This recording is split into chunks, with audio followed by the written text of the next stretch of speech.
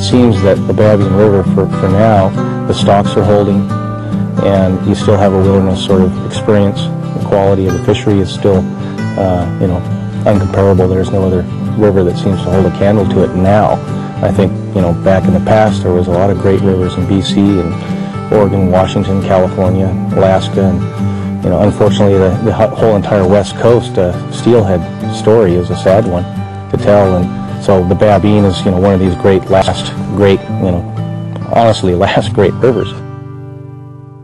The threats to the Babine River basically are, number one, logging, you know, which brings access, and possible environmental concerns, siltation and so forth, but converting a wilderness area into a, you know, roaded and working, you know, commercial forest, that's a big change for the river. Becoming more known and more popular and more fished, that's a threat for sure. So, you know, the management of people is going to be a big issue as the years roll on, and lots of people try and, you know, experience the Babine. You can just love it to death. I've seen that happen on the North Umpqua. We used to fish that, and long story short, there's so many people that it's actually not very much fun. The river's the same, the fish are down some, but it's sort of a zoo.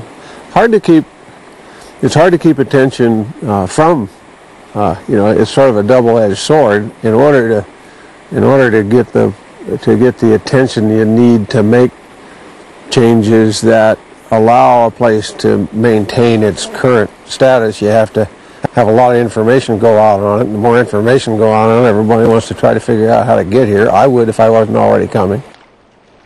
Every time I write a letter to government or anything else about protection of the river, and always stressing, first you've got to recognize it for what it is. Is this truly a great river? Is it, you know, something worthy, you know, of looking after and having a much higher level of management expense on part of the, you know, British Columbians? You know, and I think the answer has to be yes. There's lots of reasons why it's yes. You can't come up with very many reasons for no. So recognition, and then you know, then it justifies doing things on its behalf. It's a tremendous privilege to be a guest in your country here and fish this river with Pierce. It really is. It's incredible. This is just incredible. At the end of the day, steelheaders come to catch steelhead, no doubt about it. All the other things on top of that, that's what makes it world-class and unique and outstanding. And I think, you know, you have to maintain that package, or then it's just the numbers. I want to catch a steelhead and couldn't care less if you've got a highway right, you know, going up and down, and there's rivers like that. And people really are super intense about the numbers, and the rest of it is not the deal. But somebody who comes here, yeah, with the expectation, high expectation, that it is a great river for catching steelhead, also says, well, on top of that, you've got all this other stuff. And it makes it completely uncomparable to anything else in their minds. That's what I'm being told.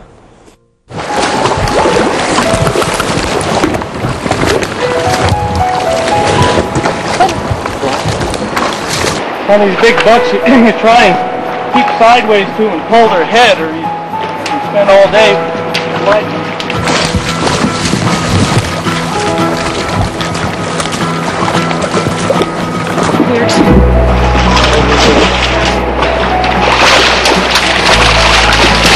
Whoa, ho, ho!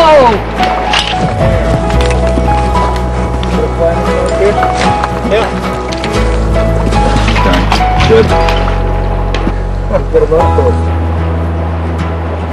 35. Girthy, not long, but girthy. Close to 20 pounds, but maybe a bit shy. 18. 35 by 18. 18 pounds. Oh God, that's a beautiful fish. We get a shot. He was mean. He was a mean mother. We had